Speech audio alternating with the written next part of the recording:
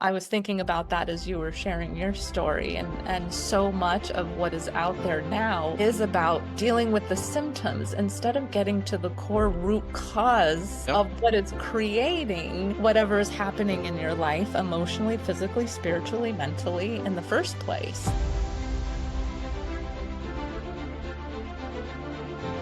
So, welcome to another episode of You Must Be Out of Your Mind. And as you know, we always bring on great guests that actually fit in with what we always talk about. So, I want to introduce Alejandra Crisafulli. I think that's how I say it. And Mhm. so, I hope I got that right. You did Welcome. great. Thank you. So I was excited when I saw that you were coming on because you've got a lot of the stuff that we love to talk about. I went to a Christian university and so really focused on Christian values. And I'm not like in your face Christian Sure. stuff, but I sort of cross that line between Christianity and science, Yes. and it works very, very well. So I'd love to hear about, and rather than me try to say what you do, why don't you just tell us what you do? Yeah. Well, I've been a master life coach and speaker for 21 years. And 16 of those years, I did not know Jesus. Oh, really? Yes. I grew up Catholic, but I never really new relationship with him. It was just an obligation that my parents made us do as children. I grew up Catholic as well. It was the Okay. same thing. Yep, I Yeah. get it. Totally get it. Yeah. So I never really knew him. And I got really disillusioned with religion in my early 20s and completely walked away and found metaphysical sciences and this whole life coaching industry that back then was not a thing at all. So I found it very fascinating, and it was during a time in my life where I was experiencing a lot of hardship.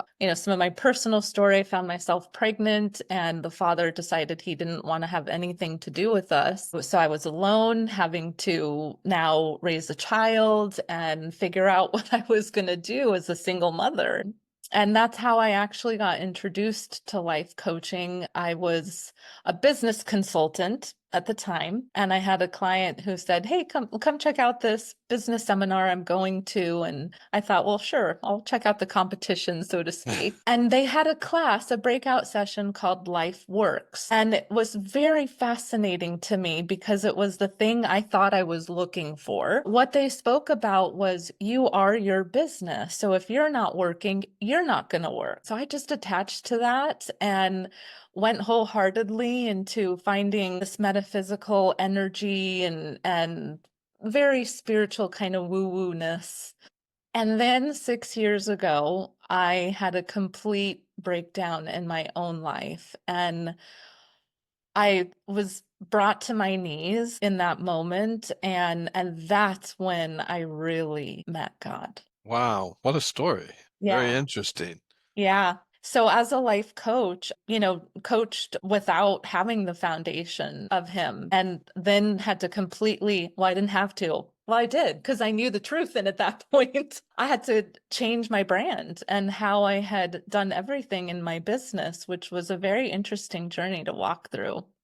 Well, it's interesting because a lot of times when I do the program that I work with people, some of them will say, well, there's a lot of science in your program. And I Mm, say, yeah, but God created science. yes. So it fits in exactly. Yeah, and I agree. Like I do walk some of that line too of science and how the brain works and the understanding of that, because I also feel like people seek that and they want to know and need to know. But at the end of the day, it really comes down to what is unseen that is the most important, and having that foundation in faith matching science, as you're saying. Yeah, and what I've done is developed a 4-hour program that basically I can eliminate post-traumatic stress, anxiety, depression, panic attacks in 4 hours. Wow, amazing. And it really came because of, and this is where I said my journey, it came because I had to save my daughter. And my daughter was diagnosed with two autoimmune disorders. One when she was 13, Crohn's, and they told us there's no cure for Crohn's. We don't know what causes Crohn's, and she's going to have to manage this for the rest of her life. And they took out 24 inches of her intestines over 4 different operations and said she'll just eventually end up with a colostomy bag. So we had no answers, and nobody could give us any answers. And it was just put her on steroids, put her on antidepressants, anti-anxiety medications. And I wasn't even doing this, Alejandra. I mean, I wasn't even in this. Yeah. And then when she got the second autoimmune, we got the same thing. It was like, there's no cure for this. We don't even know what causes it. It was called idiopathic pulmonary hemosiderosis. Mm, And it's basically there's too much iron in the blood and the immune system just dumps the iron. And yeah. so she started coughing up blood and bleeding into her lungs. And again, they just said, the best advice we can give you is to live close to a hospital because her lungs could fill up in 15 minutes. Wow. And that's when my wife said to me, she goes, I was adopted, right? So she said, this must be your fault. This must be coming from your side of the family, right? Because I had this perfect childhood. So looking for something wrong, Yeah. something has to be wrong with your Yeah. family. It can't be that perfect. But Yeah. it wasn't. It wasn't at all. What we didn't know is that she had had some sexual abuse when she was 6 that she never shared with us. And what I discovered as I started to do the research is that unresolved trauma, right, Yeah. is what was creating this. Unresolved trauma creates inflammation in the body. That's the Yeah. response to trauma, whether it's physical or emotional. Yeah. And then that compromises the immune system. And so the genes that regulate inflammation upregulate, the genes that regulate the immune system downregulate. It's a temporary reset because the focus is on survival. So inflammation is not a bad thing. Inflammation is basically a cell danger response. The system's under attack. And so what it's doing is trying to defend itself against any foreign invaders attacking the system. And the inflammation will show up in different areas. So for my daughter, it was her intestinal tract. And so they ended up having to cut out because nothing's getting into the cell, but nothing's getting out of the cell. Out. Yes. So it dies. So that's why they had to keep going in and cutting out pieces of it. And so I'm doing a whole bunch of stuff. We're going to be publishing these studies at the end of the year that once we get the trauma resolved, the system resets. Yes. And so the genes that regulate inflammation come down, the genes that regulate the immune system come up. Same with neuroplasticity, neurotransmitters. Sure. So it's fascinating. And what we're showing is we can fix it.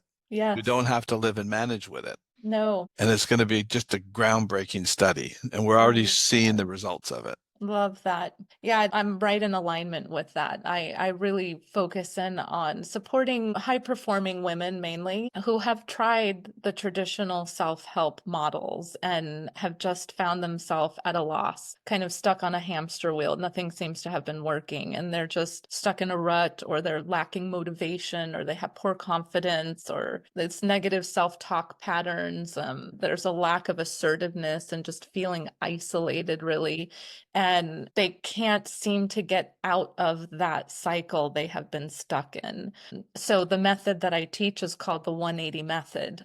Yeah, I And saw that. So tell me what that is. yeah, it basically, again, rejects traditional self-help models by taking them through a process that makes you surrender your ego to God. There's an acronym that I use, which is edging God out. And every human being has an ego. So there's a distinction here that's important. When I say ego, I don't mean egotistical, because we Right. typically think ego is that, boisterous person that check me out and I'm so awesome. That's egotistical. Ego is every human being has embedded within our mind, and that self-talk voice that speaks in our own voice. So through surrendering that ego through this process in the 180 method, you reconnect to God, and it creates this long-term experience versus the short-term results that self-help gives. And I really hone in on healing versus dealing. And I I think like that's that. yeah, I was thinking about that as you were sharing your story, and so much of what is out there now is about dealing with the symptoms instead of getting to the core root cause Yep. of what is creating whatever is happening in your life emotionally, physically, spiritually, mentally in the first place. So that's what this 180 method does. It gets to that core root cause, and we create healing at that level through the surrendering and the process of the 180 to create long-lasting healing, which is lovely because then you don't have to deal with them because it's not happening in the first place. Yep. And Yeah. that loop is what I say the trauma keeps looping, but keeps activating the nervous system. I never liked the word trigger. So when I went back to do this research, I went back to get my PhD, and I kept hearing people, oh, this triggers me, that triggers me. And I said, your mind and body are not negative. They're not going to No, attack you. They're trying no. to protect you. Yeah. So when somebody comes in and says, oh, I have anxiety, I have depression, whatever it is, I say, well, that's a symptom. That's Hmm. not what you have. That's a symptom of a problem. So Yes. let's figure out why would your mind get anxious? It doesn't wake up one day and say, well, let's just mess up Alejandra's life and start making her anxious for no Yeah. reason. Drive her Why not? crazy. Yeah, she'll just keep chasing all over trying to find it out. There's a reason why. And I've got a very different approach even to depression. I say depression is a function of the brain, not a dysfunction. And people go, well, how could it be a function? And I said, if your mind is trying to resolve a problem and you don't resolve the problem and you continue to loop and feel the pain, right, of this trauma or whatever it is you're dealing with, and your mind can't solve the problem because the problem doesn't exist anymore. Yeah. It's an old event, but your Mhm. mind keeps looping through it in real time. So how does your mind protect you? It shuts down. It stops using the emotions that you've been experiencing to protect you from the pain. Yeah. That's a function of the brain, not a dysfunction. So then they'll put you on a whole bunch of SSRIs, things like that, because they're saying, oh, we got to boost your serotonin. No, that's not the problem. And so, anyway, so it's just a very different way. And I give a lot of science and education about why our minds do what they do. It always has a purpose, and it's trying to get some sort of an action. What's the action? And a lot of times it's a glitch, it's an error message. So Mhm. if you got hurt when you were younger and your mind keeps looping through that trauma, it's seeing that trauma in real time and it's trying to get you to run or fight or do something. But Yes. it's old data. It doesn't exist anymore. But your mind doesn't know that. Right. Can't distinguish the difference. Yeah. No. Hollywood has made trillions of dollars from this. They can Oh, convince us in a movie theater that what's on the screen is real. yeah. Memory is seen the same way. It Mhm. looks real. So your mind is going to call for an action. So I always use the story of if you're compare your conscious mind, your subconscious mind, your conscious mind, as you're sitting in a movie theater, goes, oh, that's Leonardo DiCaprio. And he's playing in a movie called Titanic. And your subconscious survival brain goes, Jack's going to die. And it'll try to create some sort of an emotion to get you into an action to save Jack Yes. because it's not okay with it. And as long as that loop is running, creating these glitches and error messages, you're going to continue to experience the symptoms. Right. So all we have to do is get to that loop and reset it, Yeah. reboot the system. Reboot it. Yep. And it Love. is, I was funny because when I saw that you had the 180 method, I said, that's opposed to what they do right now, which is the 360 method. Exactly. That's exactly it. I'm going to give you the 360 method. Oh my gosh, I'm right back where I started. Yeah, that's it. You got it. Which is, yeah, ridiculous that we just fall into that. But there you go. There's a reason behind it. Yep. And I always say, God designed us to heal. Yes. I What's think that's it. interfering with our healing, Yeah. right? This glitch, this error message that keeps running in the background. Right. And all we have to do is get Exactly. to it. And it's a lot simpler than people think. As soon as I saw your 180 method, I said, "Oh, that's really good because you only had to go halfway rather than take them through the No, whole the whole 360." It's thing. actually Yeah. simpler, right? It's way more simpler. Yeah. Yeah, way more simple. But people are, and I think to your point of how the brain and the glitch happens, are addicted to that drama and the conflict of it. Well, it becomes repetitive, and then we get stuck in it, and that's why people come in and they'll say to me, oh, I'm just, my anxiety is so bad. And I'll say to them, are you taking any medication for it? Oh, yeah, I'm on like 4 different medications. Okay, so you're on 4 different medications and your anxiety's bad. Right. Yes. That, How's the what does that tell medication? What's you? it doing? Yeah, what does that tell you? And you know what they'll say? If I didn't take the medication, it'd be worse. No. No. So the medication's obviously not helping you because the medication's just trying to block Yeah. that Google search of the memory that Mhm. keeps activating your nervous system. But Mhm. that's not the solution to the problem. That's like going into an emergency room with a broken leg and they stick a needle and put morphine in you and then Yeah. send you home. And you go, oh, yeah, I'm I okay feel now. I feel so much better. I feel so much better. And then tomorrow you're like, oh my God, I think I broke my leg again. No, Uh, it's just always no. been broken. They just never fixed it. They never Yeah. said it. Masked. Yeah. Yeah. Yep. And I see it all the time. So I'm not saying that medication can help in times, but it shouldn't be a lifestyle. Right. You, I often say like right, you don't want to camp out there and build a home. You don't build your home or your structure there permanently. yep, no, because then that's the only way that you can manage through the day, and it Hmm. really doesn't manage you through the day. And I Yes. see so many people get stuck in that kind of a thing. So, That's the dealing aspect of it. And people think, well, the magic pill, that's going to make it all better rather than actually doing the work to, which can be quite simple, like in 4 hours and what you're saying. And with this 180 method, it also happens very quickly. Not in 4 hours, because there's some deep emotional healing that someone goes through, but it does happen a whole lot quicker than the 360 that you were in constant. right, yeah, we just did a with a TV show, and they came in, and the reporter went through our program, and so then she came in to interview me because she said this was like remarkable. And what she said to me, she says, I still can't wrap my head around how you do this in 4 hours. And I said, it's because we're designed to do it. It's Mhm. just that they keep on keeping you like going over and over and over. I don't even need to know what the trauma is. I Mhm. don't even need them to tell me what it is. Their mind knows what it is. Right. And they can talk about it if they want to. I said, it's fine if you want to share it with me, but it's not important. I said, Mhm. the only reason if I insisted on knowing would be for my own curiosity, right? Mhm. And I don't need to be curious. I just need to No. help you, and you heal yourself. I'm just guiding your system to be able to do what it does naturally, and Yes. take you out of that stuckness. Yeah. Yeah. What God has created it to do Yeah. naturally. Yeah, Yeah. and it naturally does it. And again, Hmm. if you've got a whole bunch of glitches and error messages, then it's a computer. So I say, Hmm. think of your brain, the physical brain, as the computer, and the mind is the software. And so if you drop your computer, it's going to physically get damaged. That can damage the way the brain operates or the computer operates. But I said, think of the mind as the software. And so you can open up your computer, you can't see the software. You don't know what it looks like, right? But it's operating all the programs. And so if you get a glitch or an error message in the computer, there's nothing wrong with the computer or software. It's got a coding error. And so when I talk to people, we help a lot of people in addiction. I say, I don't believe addiction is a disease. I believe Hmm. addiction is a code. Your Hmm. brain codes. And if every time I feel this emotional pain and I pick up a drink and the pain stops, I've trained my brain to use that resource. And then somebody wants to come along and say, you can't do that. That's really bad for you. Well, good luck trying to get somebody out of that when they don't have an alternative, Right. right? Oh, no, you're just supposed to suffer. No, the brain won't do that. It'll try to figure out a way to stop the pain.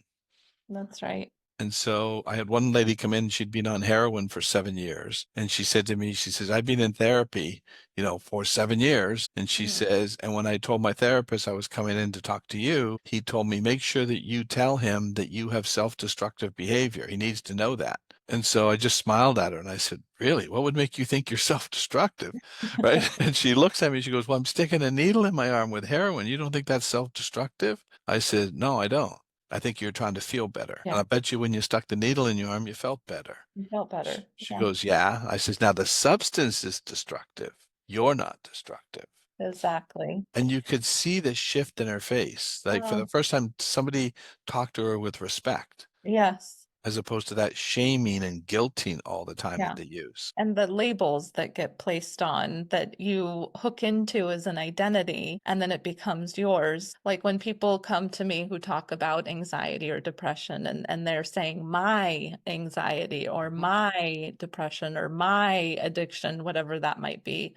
It's like, why would you claim that as yours? It's not. No, it's a symptom of something else. And your system's trying to get an action. That's why it uses emotions. Yeah. Emotions are calls for actions. The first 2 hours is all education of what I learned. And I said, I really learned some things very different than what they wanted to teach me. They wanted to teach me how to deal with these. And I said, well, why would you want to deal with it? Why would you want to manage that? Why don't we fix it? And so that's what I figured out. And God just led me down this path Yeah. that was really amazing. And the story that I tell was I grew up in this idyllic childhood. Even though I was adopted, the parents who adopted me from birth, right, were incredible. They never argued, never fought, never raised their voice, never hit us. My brother and sister are 7 and 10 years older than me. And at no point did I ever feel fear in my home. And so that to me was the key, that nurture. I believe nurture is the most important part as opposed to nature. Nature activates when nurture's interrupted. I had no interruption of my nurture. So my brain and my body were trained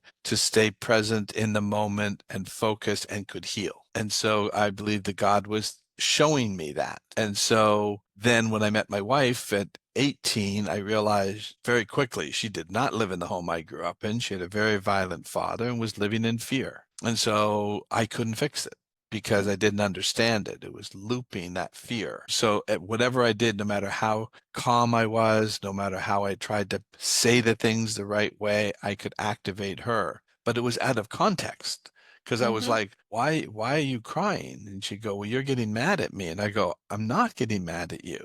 Right. But that's how she wasn't wrong. I wasn't wrong. That's the way her mind was hearing it. And it Yes. if she had a little, if I had a little tiny tension change in my vocal cords because I was tired, Yeah. that sounded like I was yelling at her.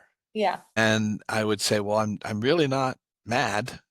But I couldn't convince her of it. And so anyway, high functioning, right? Didn't get into drugs or alcohol, right? Great mom, great wife, but just living in fear. And then my daughter ends up with that issue. And again, no answers. Nobody could give us an answer for it until we figured out that through all the research that it was really coming from this unresolved trauma that kept turning the system on. It's not supposed to stay on. It's supposed to turn on when there's a threat and turn off when there's no threat. But the trauma loop kept running, keep turning it on. Yeah. So I give the analogy, it's like getting into your car, stepping on the gas all the way down to the floor, but using the brakes to try to go Yeah. At the 30. same time. Right? Yes. It's going to wear out something and Oh, just yeah. wore out her system. Yeah. Yeah. So how did you find out about the trauma? If she Well, hadn't shared it with you before, there must have been something that obviously allowed her to finally open up and share it. Well, we finally, as I started doing the research, I kept running into all of these cases of all these autoimmune disorders,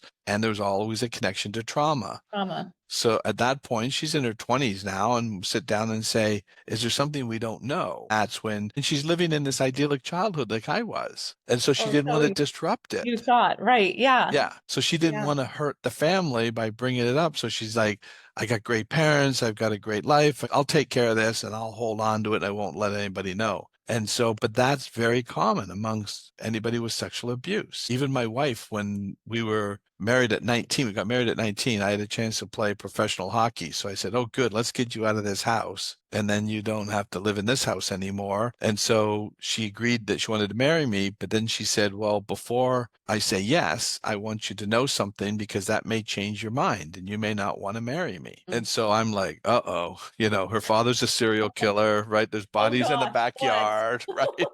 That's a Like, setup. yeah. But then she told me that she dealt with sexual abuse as a child as well. That's the number one pandemic in the world. It is. It's I agree. everywhere. I see it all the time too with my clients. Yes. We both talked about being raised Catholic. That was one of the reasons why I lost a lot of faith in the Catholic Church. They covered it up. Yeah. And you can convince me that wasn't at the highest level. Yeah. And so as far as I was concerned, if at the highest level, they don't believe in God. Because if you believed in God, you would take care of the children. Yeah. You wouldn't If you do did, yes. because God would take care of you if you did the right thing. Right. But it was all about power and money. Mm. And so I thought, I'm sorry, I can't abide by that. That was just the wrong thing to do. And but I don't know how you felt about it, but I just said, okay, I was raised Catholic, but I don't feel like I want to be a Catholic. I want to be a Christian. Yeah.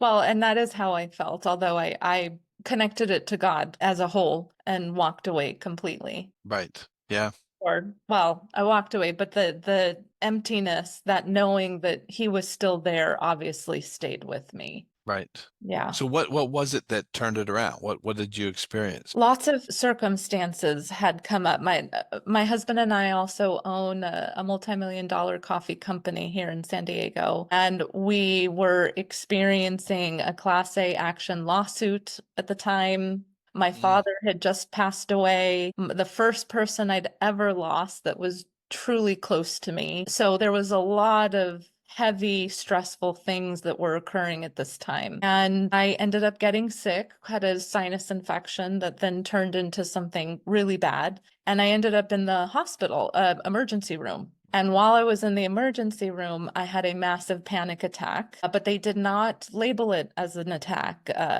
panic. They thought I was having a heart attack. So I Yeah. was connected to EKG machines and I got stuck in that space, and that led to severe anxiety, like level 10 anxiety. That led to insomnia. I had been helping people with anxiety and getting off of medications for years. So to have been faced with, now I am having to look at take medication, not necessarily for the anxiety, it was more the insomnia that was causing, it was like a loop. You're not sleeping, well, that causes more anxiety, but then the anxiety causes you to not sleep. It was just this back and forth. So I did choose to get on medication for the insomnia, which was a lorazepam and a benzo, which is highly addictive. At that point, when I say I was brought to my knees, I was so humbled. I was very egotistical beforehand. I thought I had done the work. I had helped all these people. Like I was kind of exempt from life happening.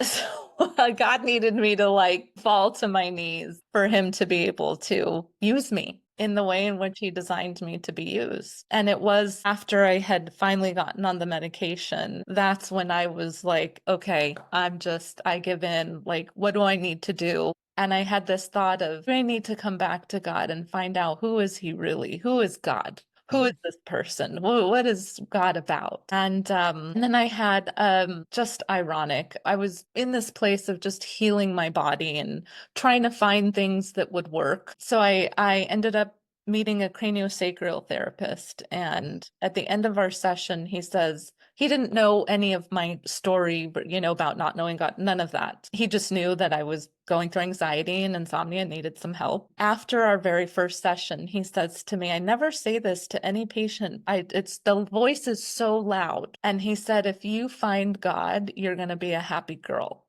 Hmm. Nice. And that was that. That was the like, okay, that's it. I'm fully surrendering to him and I'm just going to chase after him. And as Catholic, we never really read the Bible. I never really read the No, Bible. we did. We didn't. Yeah. So that was my first step towards getting to know him, is I had a Bible that'd been sitting on my shelf that my sister had given me like 10 years earlier, and I pulled that Bible down and I started reading. And the rest is history. But I feel like he reached into that deepest, darkest part and said, enough, we have work to do. Yeah. Well, Yeah. great. That's a great story. And I'm glad you got there because Yeah. now And it you was can help even more, right? exactly. It was a year-long process of healing and getting off the medication. I would not trade it for anything. That experience in the midst was so hard. But now, I'm so grateful that I did go through it, and that I am where I am right now to help others.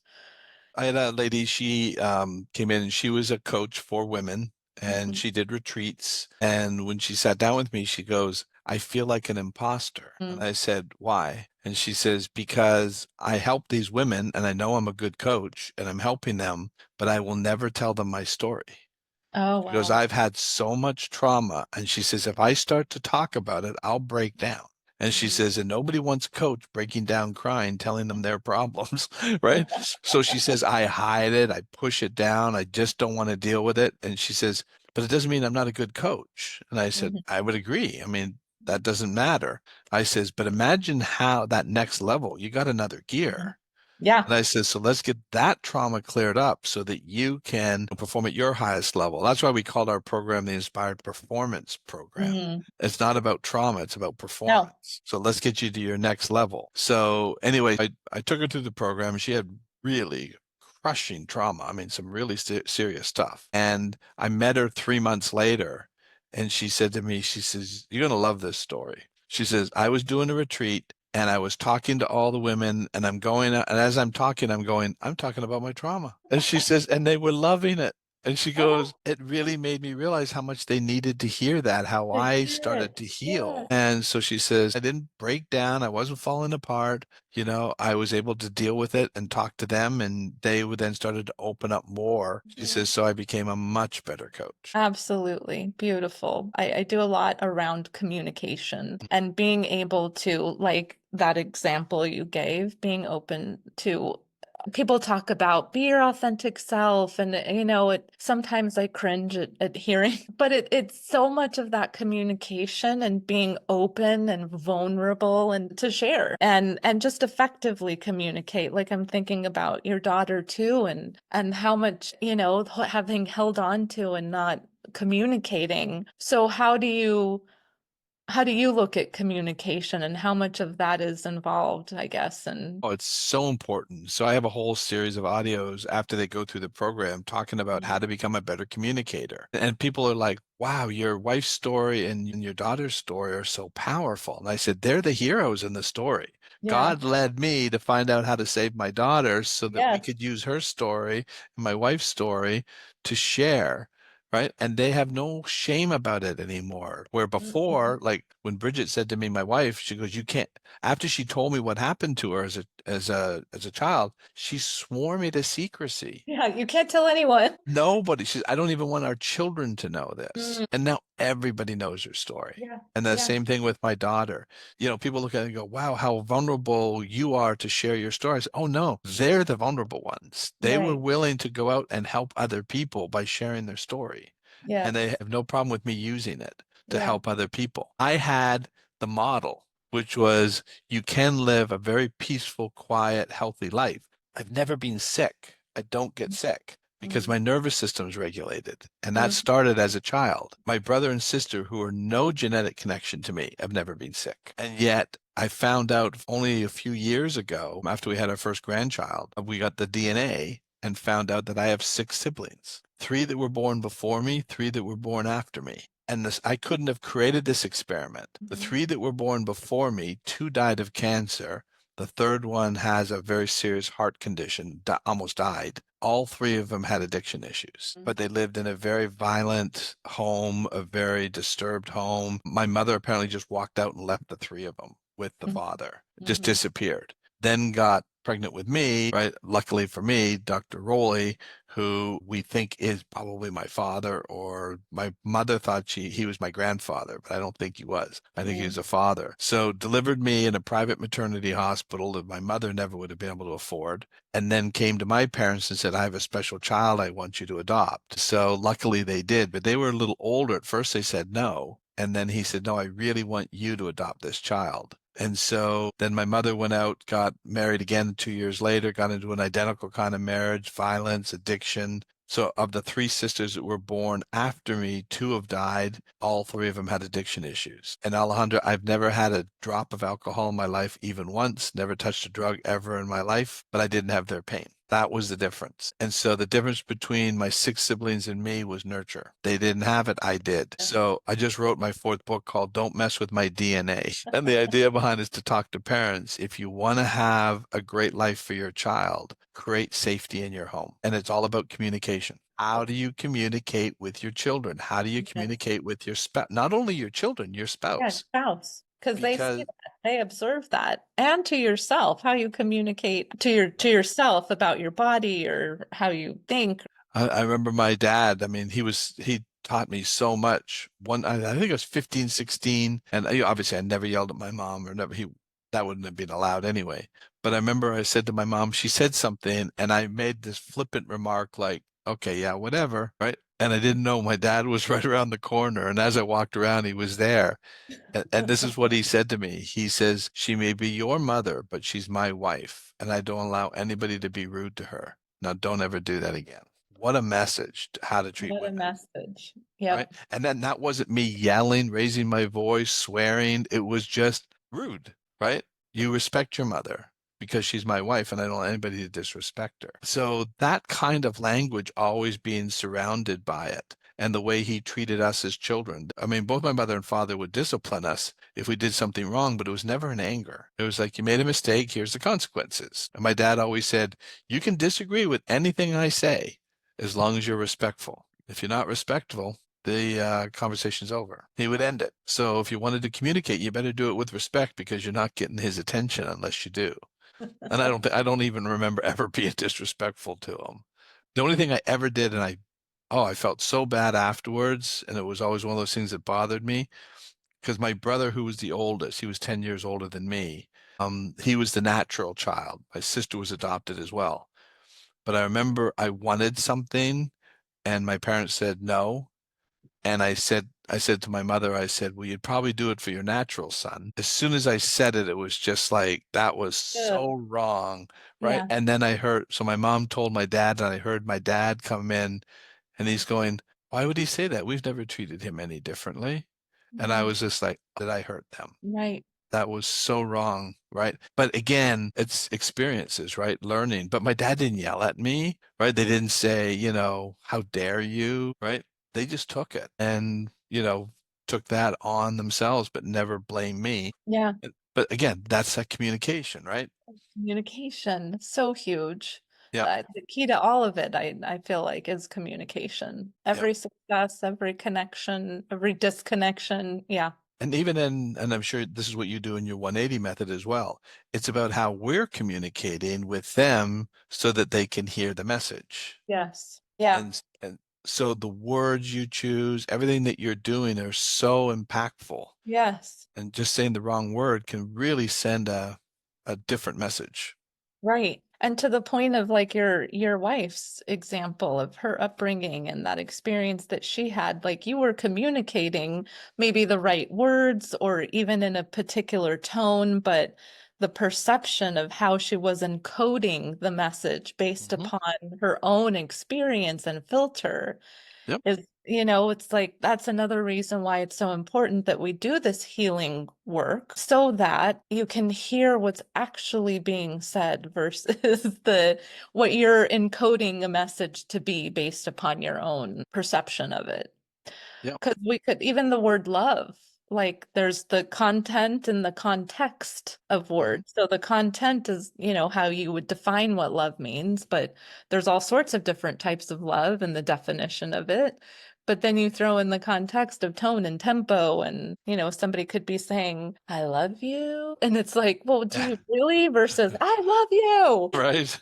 Like, okay, I get it. Yeah, communication, there's so many intricacies to it. And yes, one of the fundamental pieces of the 180 is I call it the communication solution, how to actually be able to communicate through the sender and the receiver. I talk about the words in the music. So the music could be saying, I love you, but the words aren't saying that. So you think you're communicating by saying, I love you, but the words you chose, right, Or, are received differently. And the yeah. words that you chose, you may have meant them one way, but if they have experience, right, that word was hurtful and you don't understand why they just got upset when you said something. Well, they had Mhm. been hurt once before, many times before, with that type of language or those types of words, right? Like I give an example is you could see your spouse struggling with something and you start to laugh and you go, oh my gosh, you look so cute when you struggle like that. But that was an insult by a parent, Yeah. right? Yes. And so now they immediately take the hurt in because they filter through what they know about that particular sentence or language. And I give an example in the book that when my wife was growing up, I mean, obviously she had a very traumatic childhood with a very angry father, lots of stuff going on in the household. So she's 6 years old, and a lot of it comes between those early ages, 4 to Yeah. 7, Yeah. Yeah. even all the way back to 0. So she gets invited to a tea party by some of the mothers in the neighborhood. They invite all the little girls to this tea party. So her grandmother dresses her all up. She's telling me this story. She's in her 20s and she's sobbing telling me this story. This is before I had this program developed.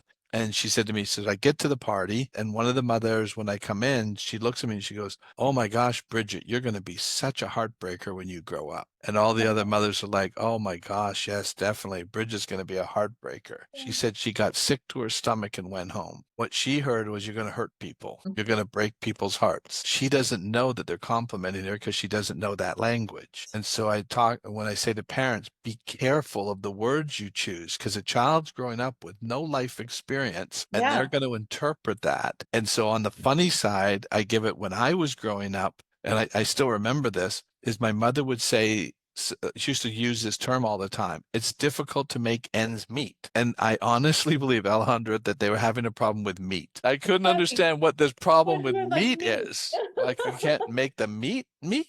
Like, how's that work? And I never asked. I Right. wouldn't question it because I'm just like, okay, we're having a problem with meat in this house. I have no idea what the problem is. But again, it's just the language. So I don't know that she's talking about financially. It's tough to make, the ends meet. So why that language is so important is if you can illustrate with the best of intentions. Now, that Yeah, wasn't traumatic to me. It was just confusing. But it sure. could have easily been traumatic if they used the wrong words. Yeah, Be very careful the words you choose, even with your partner, because you don't absolutely. know how that word could affect them. No. And we're so programmed and used to not sharing. I'm asking a question of, I'm giving some meaning or I'm interpreting that word into this certain way. Could you explain that further for me?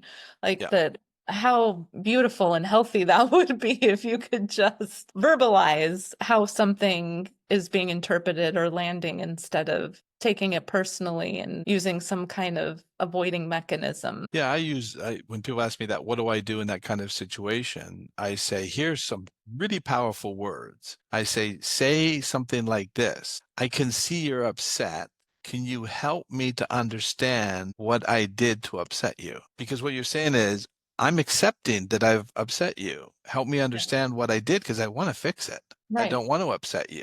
So Yeah. you're not blaming them for getting upset. You're saying, help me understand, Right. You're taking ownership of that. as opposed to, why are you upset with me? Yeah. But then they become defensive, Yes. right? Because it's like you're attacking me. Yeah. Yeah. The why question is very defense, yeah, driven. It really does bring out those defense modes when you ask a why question. Or a question where you're trying to get a yes out of somebody. Have Yeah. you heard of, I'm a member of Genius Network. Have you ever heard of Genius I Network? have. Yes. Yeah. One of the members there, his name's Chris Voss. Chris Voss is or was, I guess, a hostage negotiator for the FBI. Yeah. And he has so many great little terms. And so I was flying to the Genius Network 2 weeks ago, and another gentleman, a Genius member, we were both flying on the same flight. And so he said, what seat are you in? And what seat am I in? We were one apart. So he said, well, maybe we can get the person in one of the seats to move. So he said, let's use the Chris Voss approach, right? And he did, and it worked so easily. So the approach was he came up to the person sitting in the seat beside him, and he says, I don't know if this is a crazy idea. He starts off. So immediately, what's the person thinking? They've got some Like, crazy oh idea. God, really? What's this? He says, my friend is sitting in this seat and you're in the seat beside me. Would it be crazy if I asked if it's possible to switch seats? And what do they say? You're not saying yes. They just say, no, it's not crazy. Yeah. They're not having to Except say yes. you're, They go, oh, no, no, that's not crazy. It that's not just crazy gets at up. all. Just gets up. Yeah. But it's that kind of language, right? That it just sort of Yeah. takes, I love that kind of stuff. I do too. It's so great. Yeah. Yeah. It's And that's what surprising. he always says. Never ask him a question they have to say yes to, right? Yeah. It's always like, would there be an issue, if I asked you this? Or would it be an issue? Always getting them to go into the opposite as opposed, because when people say they have to say yes, they're immediately saying, how do I get hurt in this? How am I becoming, vulnerable by Right. saying yes? Right. How But am I not safe in it? Yeah. but when you get them to think the other way is you're just asking, would this be a problem to do? Yeah. With the experience you've got and the expertise you've got, you probably have, 1,000 ways to do it as well. It's just really good tools to learn. I'll give you another example. I had a lady, she'd been in addiction for a long time, but had been sober for 20 years. And she was a sponsor of a number of different people. The girl that was on heroin that I was telling you about was one of her, she sponsored. And Mhm. after she went through our program, she called me up and she goes, I want to go through that program. That's a miracle what you've done with that girl. She goes, I'm not having addiction issues. She says, but I've had a lot of trauma. And she says, I'm still dealing with a lot of that trauma. So she went through the program, did amazing, loved it. 2 years later, she falls, injures her wrist. They put her on a pain medication, and she absolutely fell apart, went into this dark, dark depression. And she talked about wanting to commit suicide. Her husband took her to the hospital. They put her on a whole bunch of different meds, sent her home. She goes, nope, I still feel like, taking my life. Sent her back, changed all her meds, sent her home again. She goes, nope. And he said, well, why don't you talk to Dr. Wood? Because when you went to see him, everything seemed to really go well. And she goes, I don't have a problem with the trauma. I can talk about the trauma. She says, this isn't trauma. She goes, I don't know what it is. It's a darkness, and I can't figure out why. I'm Why? feeling like this. Anyway, he convinced her, so she called me and I said, okay, come on in. I said, but bring your husband with you because I don't want you driving on your own if you're having those thoughts. So they both come in and they sit down and I said to her, so tell me what you're angry about. And she goes, well, I'm not angry, I'm depressed. And I said, yeah, depression's anger. Yeah. And she goes, well, no. And I said, yeah, you're angry about Yeah. something. Tell me what it is. And she looks right at her husband. I'm like, I brought There. him in. He doesn't pick up on it. So, but I tell him, Oh I said, why don't you run grab a coffee and let me just sit and talk for a little bit with her? And as soon as he went out of the room, she goes, oh my God, it's him. no. Mhm. And I said, what is it? And she says, he's not a bad guy. It's not physical beating me or anything like that. She Yeah. says, he makes me feel guilty all the time. I Mhm. don't have dinner on time. I don't keep the house clean enough. I'm never ready when it's time to go out. It's guilt, guilt, guilt, guilt. And I said to her, you'll love this. I said to her, is he Catholic? And she goes, yeah, but what does that Yes. have to do with it? Oh no. I said, he learned that as a Yeah. child. Yeah. Right. So He that did. became the way he got what he wanted because it was Yes. probably used on him. And so anyway, we Tracked him brought him, down. yep, Mhm. brought him back into the room. He was devastated. He says, oh Oh, my I'm God, oh my sure. God. He goes, you're right, I do. But my mother did that to me all the time. I felt guilty about everything. And so he just repeated the behavior and it worked. But she Mhm. was so sweet, she wouldn't say anything. So she just buried it. And Yeah. then when she got on the medication, her mind was not okay with it. And Right. so it went into a dark, dark depression because it couldn't deal with it and shut down. So incredible. I The just next morning, she sent me an email. It was so beautiful. She says, I woke up this morning and she says, and I felt joy. And she oh. says, and I was afraid to move because I thought if I move, it's going to go away. So I lied there for 20 minutes before I moved. And she says, and it still lasted Of course. because she resolved the problem. Exactly. Got the Yep. the root. The Got root. to the root. Yeah. Yeah. So how do you do your program? Do you do retreats? Do you do one-on-ones? How do you do it? Great question. So I do both retreats and one-on-ones. I used to do groups, but now I train coaches in this 180 method. So they do groups now, and I focus in on training other coaches and then my one-on-one clients and leading retreats. So the training of coaches came from this calling that I was finding on my heart of bringing God in or back into the self-help industry. As I started reading the Bible and seeing that so much of what was been talked about, or this concept, or this thing that this person has developed and cloned and shared as, this new age kind of concept came from the Bible. Hmm. A lot of the self-help stuff came from the Bible and it's been extrapolated and manipulated into something that it's not really, but it was right there plain as day. And as I saw so many of those things, it was just baffling to me, one, that it was right there all the time and that it had turned into something that was now being proclaimed as this law of attraction or manifestation. And Secret. yeah, exactly. Yeah. So I started to notice or recognize that, well, I'm only one person. And if I start teaching others this method, how many more people we can reach. And simultaneously, I was having clients that I had coached, years ago, coming to me and saying, I paid a lot of money for a coach training program. I don't know how to coach and I don't have a program. Will you help me? Right. And that just felt like that's not okay because there's so many coaches out there and they either don't have a truly beautiful product that is God inspired or they don't know how to genuinely help guide others to a place of healing. So that was happening at the same time I was having this profound, like, wait, it came from here and I'm only one person. How do I get this message out to more people? And so that's why I started training coaches. So they all also have one-on-one coaching, group coaching, and do events as well. Very good. So you have about 300 coaches you said that you've trained? Mm, That's yeah, amazing. throughout my career. Now, some of those were before Okay. I met God and this 180 method, but yes, in total, yeah. So I can't wait to ask, how did you get into coffee business? Oh. I'm like, were you just needing Oh, coffee to good chill question. out? No, well, ironically, I'm allergic to caffeine. All So, right. but I didn't find out until after the second cafe we opened. Oh my Yeah. gosh. Now, my husband is such a beautiful man, and he was at a point in his life where he was just feeling very lost and purposeless. We're in Southern California, San Diego, and we lived in the first live work lofts that were built here 15 years ago, in this little beach town called Encinitas.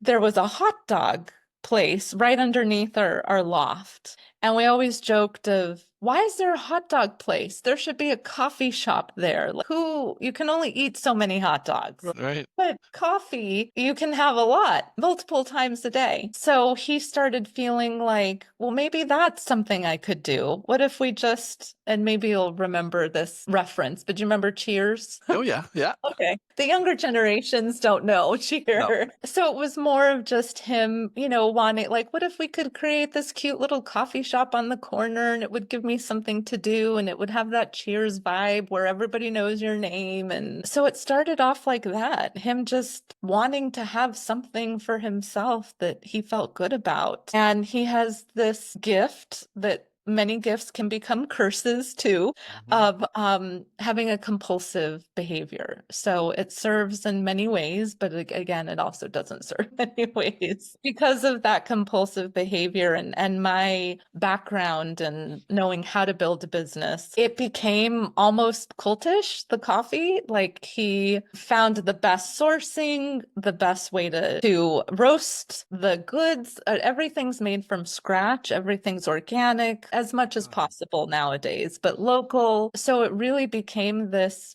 place to be, and it just evolved and grew from there. that's amazing. So Yeah. what's the name of it? Lofty coffee. Loft Lofty Coffee. Okay. Yeah. Very good. And so you have the like the chain of stores throughout. Yeah, Southern California. Yep. Seven, we're going into the new airport that's opening up in San Diego. So that'll be seven here by January. Nice. Very Yeah, good. but it's been really amazing for us because although I don't work in the business, because I have my coaching business I'm focused in on, we still work together very much so. I coach a lot of couples who are high performing couples like ourselves. And it's been a really amazing gift to both be entrepreneurs and have high performing businesses and still figure out a way to not just love each other, but like each other. Yeah, that's a key, right? Yep. Yeah. Very good. Well, if anybody needs to get a hold of you or talk to you or know more about you, we'll put some stuff in our obviously in our show notes, but tell them how they can reach out to you.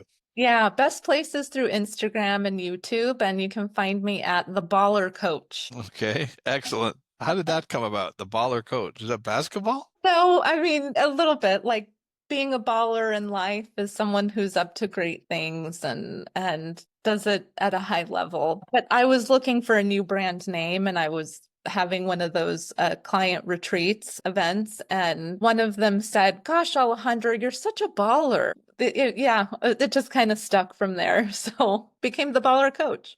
Awesome. And I always equate it to sports, right? So Yeah. football, basketball, stuff like that. Yeah, Yeah. excellent. Well, it was such a pleasure. It absolutely lived up to the expectations I thought it would. I mean, you're very interesting. I love what you're doing. And if we can ever do anything together, just let me know because I think it I would would love that. be very interesting. Yeah, agreed. Thank you so much. Appreciate you. And yeah, this was fun.